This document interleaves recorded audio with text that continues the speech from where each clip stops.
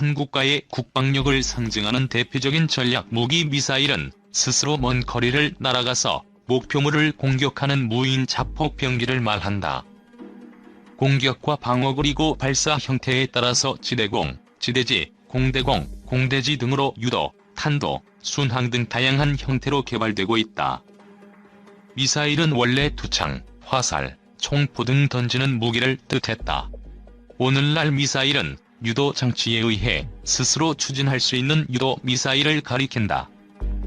미방위 산업체 레이시온이 개발하여 1986년 실전에 배치된 토마호크 순항 미사일은 2003년 미국과 이라크의 전쟁 당시 사용되면서 주목을 받게 되었다. 1700km가 넘는 먼 거리 적진지까지 지형을 따라 비행하면서 타격할 수 있는 미사일로 1970년대 개발된 장거리, 전천후, 암속의 순항 미사일이 있다. 1991년 걸프 전쟁에서 이라크의 군사시설을 파괴하면서 이름을 알리게 되고 코소보 사태 등 미군이 개입한 전쟁터에서 사용되었다. 2001년 반테러 전쟁에서 아프가니스탄을 공격하는데도 위력을 발휘하였다. 고도의 기술력이 집약된 하이테크 병기의 대표적 무기라고 할 수 있다. 1977년 국방과학연구소가 단거리 지대지 미사일을 자체 개발한 백곰이 성공을 거두면서 우리나라는 세계에서 7번째 유도탄 개발국이 되었다. 그러나 국내 정치적인 이유로 백곰은 양산되지 못했지만 이를 계기로 국방과학기술이 앞으로 나갈 수 있었던 토대가 마련된다. 이후 백곰의 성능을 개량하여 현무-1이 개발된다. 1987년 현무-1은 한 미 미사일 지침에 따라 사정거리가 180km로 제한되었다. 2001년 북한의 장거리 탄도미사일 개발 및 배치에 따른 영향으로 사정거리는 300km로 늘어나게 되었고 더욱 향상된 탄도미사일을 개발하게 되면서 탄생한 것이 현무-2이다.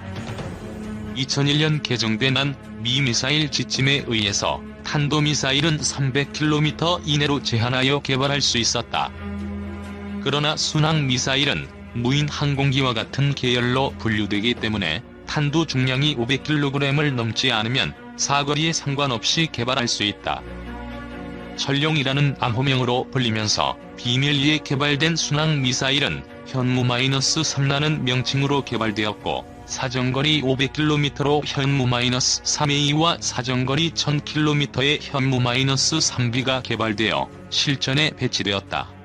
이는 현무-3B만으로도 충분히 북한 전역을 타격할 수 있다. 2010년 사정거리가 무려 1500km로 증가했고 목표물의 오차 범위가 1m 내외의 정확성도 높아진 현무-3C를 개발하여 실전에 배치시켰다. 이로써 우리나라는 미국, 러시아, 이스라엘에 이어 세계 4번째의 1500km급 순항미사일을 개발한 국가가 되었다. 2017년 북한의 거듭되는 핵실험과 미사일 도발에 대응하기 위한 적극적 대응 방안을 모색하고 향후 도발 가능성에 철저히 대비하기로 하면서 한미 미사일 지침상 한국의 미사일 탄두 중량 제한을 해제하기로 합의한다. 입력된 지형을 실제 비행하면서 입수되는 정보와 대조해가면서 스스로 궤도를 수정하면서 비행하여 최종 근접 단계에서는 적외선 영상 방식으로 목표물을 직접 확인하여 정밀 타격을 할 수 있다고 하니 정말 놀라운 기술력이다. 특히 현무-3C는 목표물을 1에서 2m의 범위 내에서 명중시킬 수 있다. 필요한 목표만 정밀하게 타격할 수 있어 핵심 표적 선별 공격이나 보복 공격에 매우 유용하게 쓰일 수 있다. 우리나라 자주국방의 핵심 전략 무기인 미사일 개발은 국방과학연구소에서 이루어지고 있다. 앞으로 휴대용 단거리 지대공 유도미사일 신궁 5km 이내 적어도 대공 방어용 단거리 지대공 미사일 천마 최대 사거리 80km 다연장 로켓 유도탄 천무 북한 노동 1호까지 요격이 가능한 중거리 지대공 유도미사일 천궁 함대함 순항미사일 해성 등이 있다. 2017년 현무와 현무 3계열의 미사일을 900기 보급했으며 2022년에는 2000개의 현무 미사일을 전부 실전에 배치할 예정이란다. 미사일은 현대 전쟁에서 국방 주권이기 때문에 국민적 합의에 의하여 근본적인 미사일 개발에 대한 한계를 풀어나가야만 할 것이다. 사거리 1500km의 현무 3시 순항 미사일이 양산되어서 실전 배치될 예정이라는 이야기가 각종 언론에 보도되었다.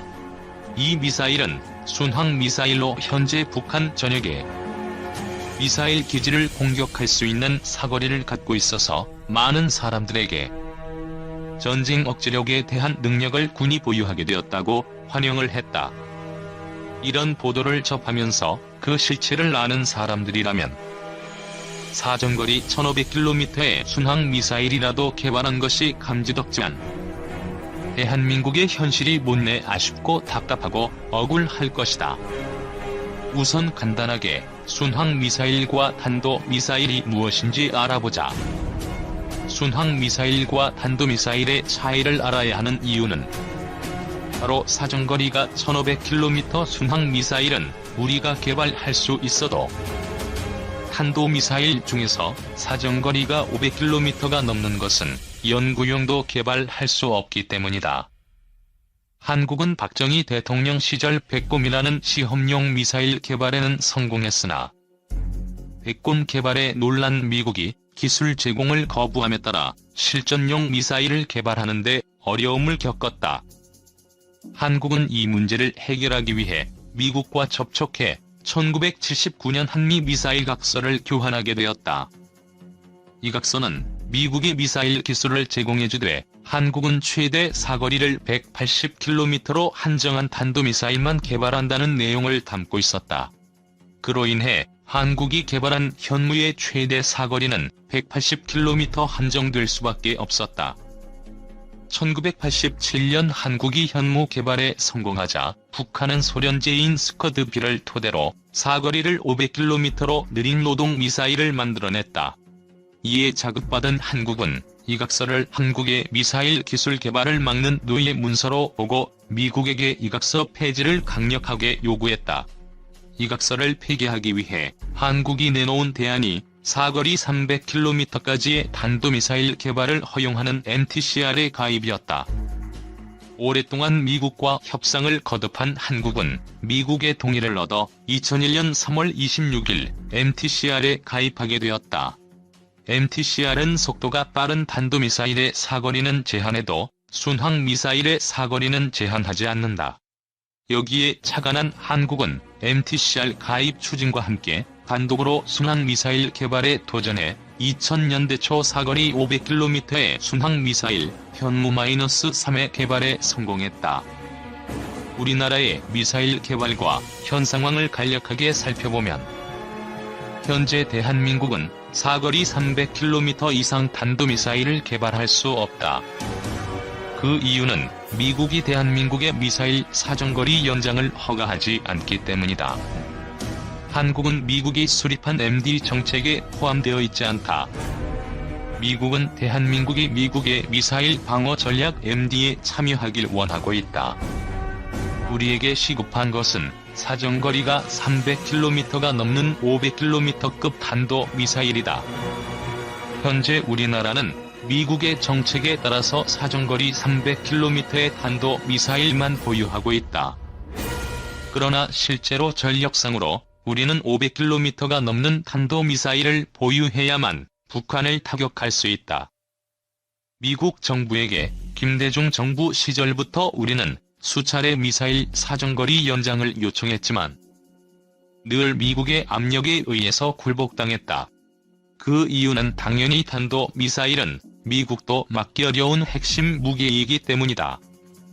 현재 탄도미사일 사정거리가 제일 긴 현무이가 전방에 배치되어 있지만 북한 전역을 공격하기에는 아직도 사정거리가 짧아서 문제가 되고 있다.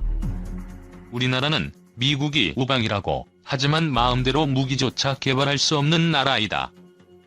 순항미사일은 요격이 되어도 탄도미사일은 요격이 어렵다. 탄도미사일은 직접적인 미사일 기지를 타격하는 방법 외에는 나머지 요격은 현재 큰 효과를 보지 못하고 있다. 패트리어트 미사일을 이용한 직접 타격도 여러 가지 방법으로 시도해봤지만 대기권에 들어서기까지도 그리 큰 묘책은 없는 상태이다. 그래서 미국에서 우리나라의 탄도미사일 사정거리를 제한하고 있는 것이다.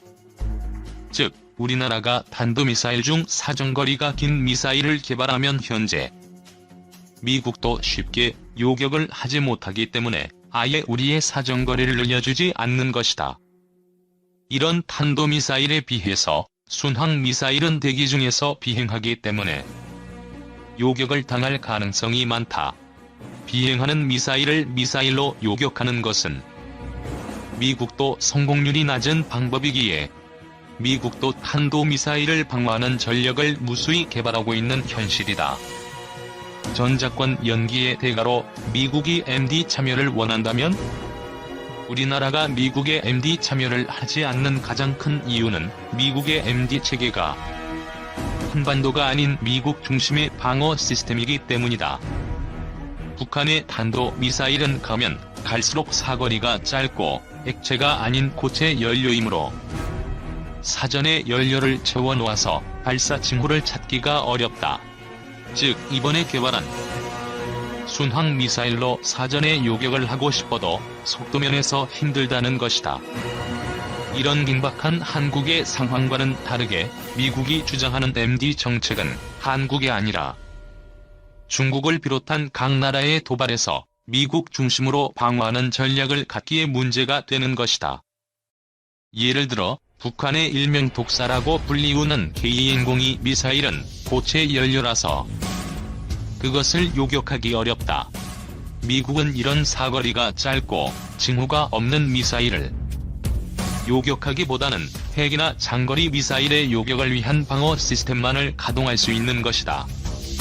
즉, 한국을 포기하고 미국 본토 공격을 막기 위한 미국식 BMD 정책을 펼 가능성이 많기 때문이다. 한마디로 전쟁이 발발해서 대한민국 땅은 촉구화되어도 미국만 살면 된다는 식의 전략을 펼칠 수 있는 여지가 많다. 여기서 가상의 시나리오를 생각해보자. 1. 미국이 전작권 연기의 대가를 요구한다. 2. 이명박 정부는 전작권 연기의 대가로 미국의 BMD 정책에 참여한다. 3. 한국 전쟁이 발생하였을 경우 미국은 전방 배치돈 탄도미사일을 포기하고 장거리 미사일만 요격하여 미국 본토 방어를 한다. 우리는 어쩔 수 없이 순항미사일을 미국의 눈치를 보면서 피 흘려 개발했다.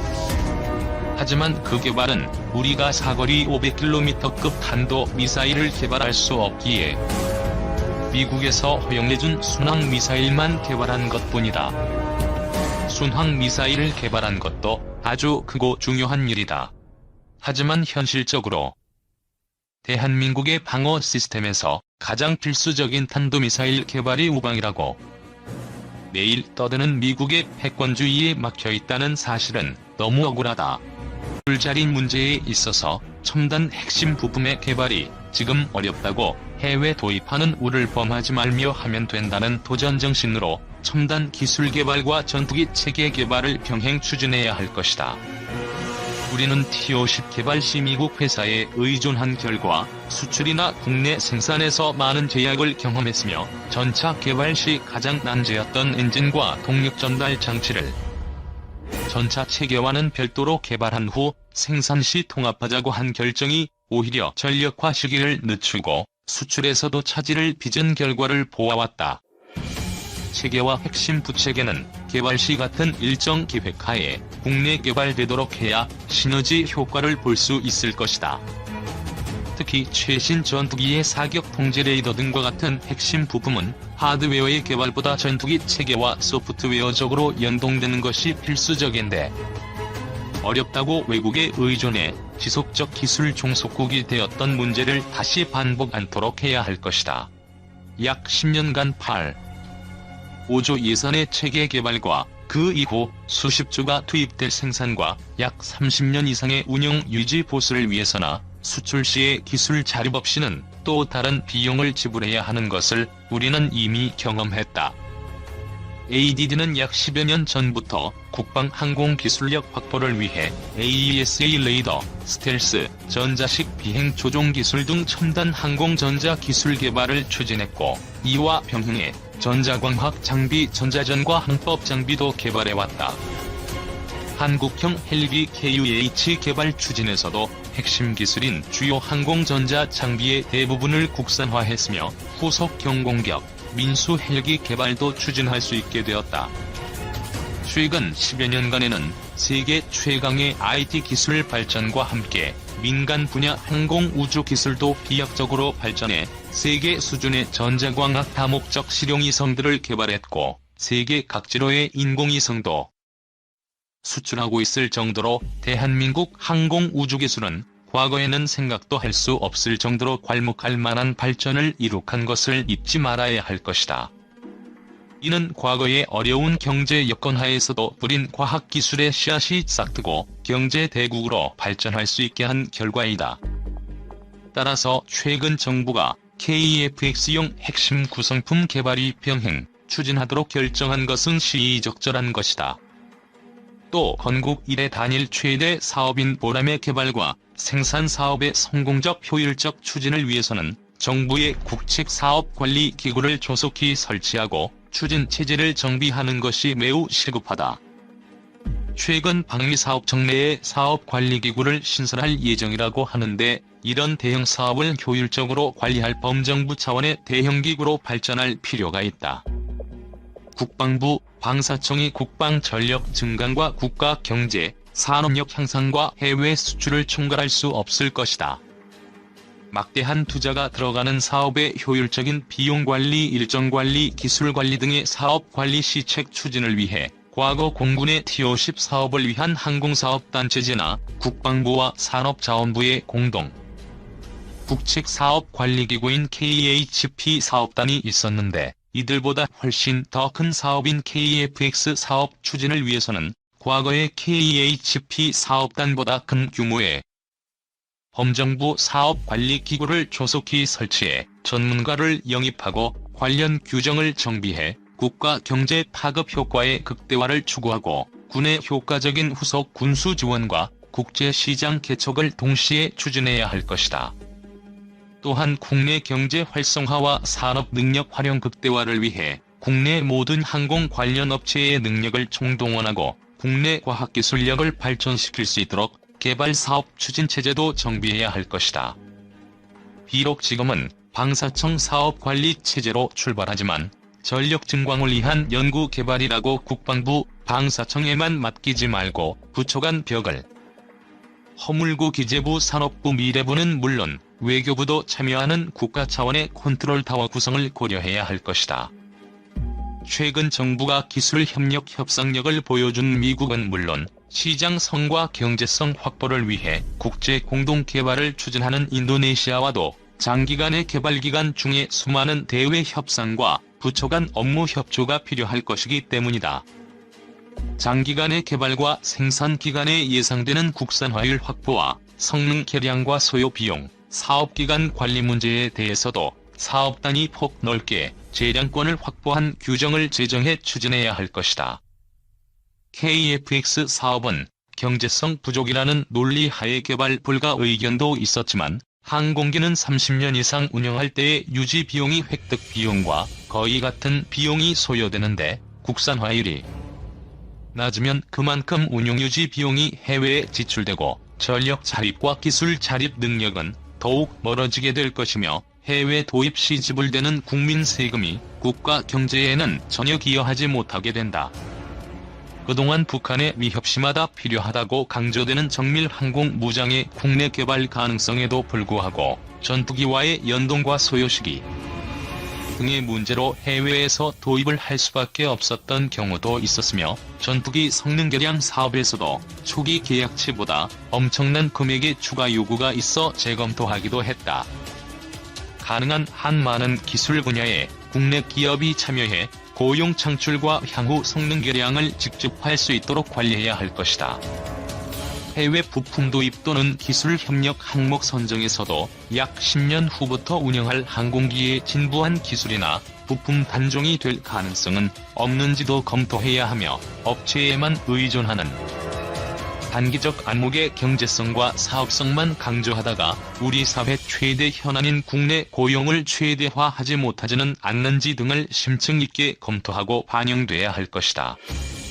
또 과도한 원가 관리로 국산화의 의지를 꺾는 우를 범하지 말아야 하며 R&D에 대한 성실 실패 제도의 적용도 고려해야 한다.